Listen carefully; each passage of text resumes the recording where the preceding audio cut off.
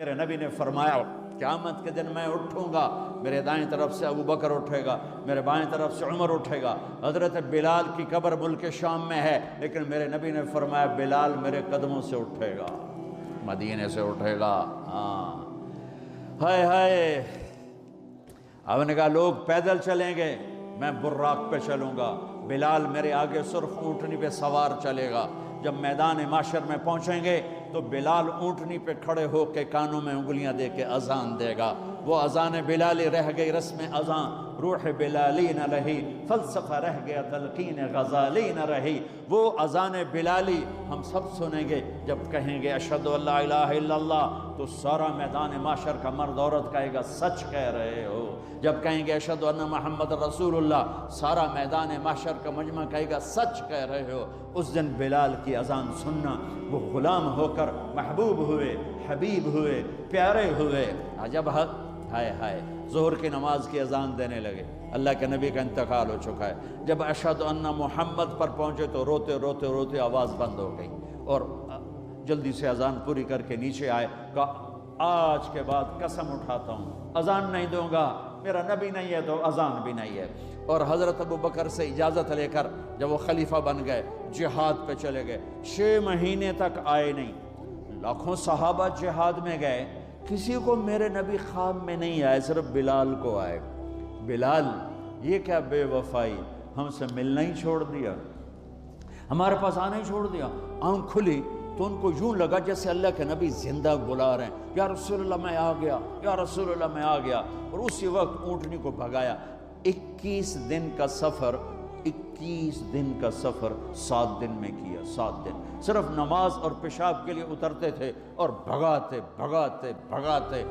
8ویں دن جب مدینے میں پہنچے تو آتے شور مچایا، یا رسول اللہ میں آ گیا، یا رسول اللہ میں آ گیا۔ ان کے ذہن سے نکل گیا کہ آپ تو دنیا سے جا چکے ہیں۔ جب مسجد کے قریب پہنچے تو پھر تڑپ اٹھے اور چیخنے لگے کہ آپ تو ہیں ہی نہیں۔ پھر گئے سیدھے قبر پہ جا کے یوں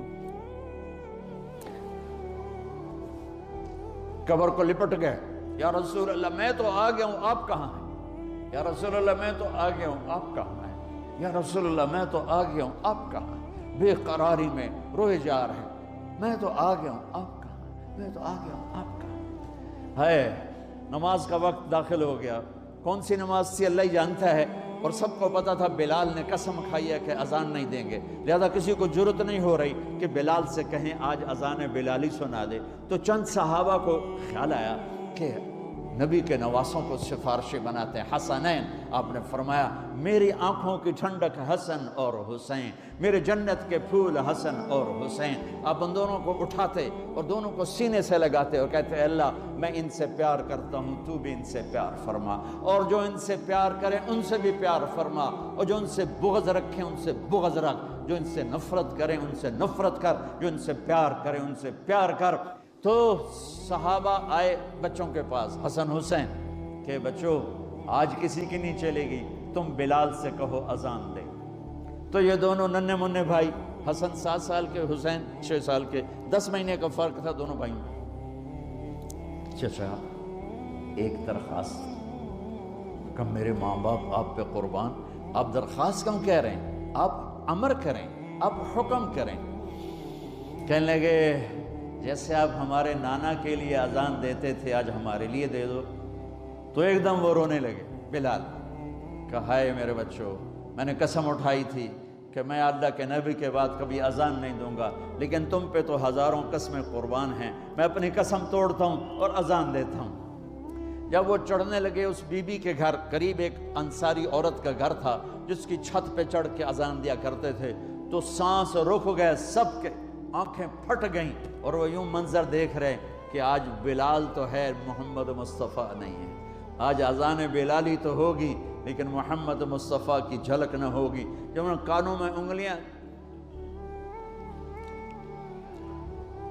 جب انہوں نے اللہ اکبر کہا تو مدینے میں گھر گھر ماتم بچھ گیا، عورتیں بھی چیختی ہوئی گھروں سے باہر نکل آئیں، سارے مدینے کی گلیوں میں چیخ و پکار مچ گئی، اور یوں سب کو لگا جیسے محمد مصطفیٰ زندہ ہیں، اور ان کا زمانہ ہے، لیکن آپ تو جا چکے تھے۔ یہ بلال کو جو رتبہ میرے رب نے دیا، یہ غلامی مصطفیٰ کی وجہ سے دیا ہے۔ آپ سب میرے بھائی بہن بیٹھے ہو، میرے بچے بچیاں بیٹھے ہو، اپنی زندگی کی قیمت لگاؤ، اور یہ قیمت پیسے سے نہیں ہے، پاؤنڈ سے نہیں ہے، ڈالر سے نہیں ہے، ڈگریوں سے نہیں ہے، یہ غلامی مصطفیٰ سے ہے۔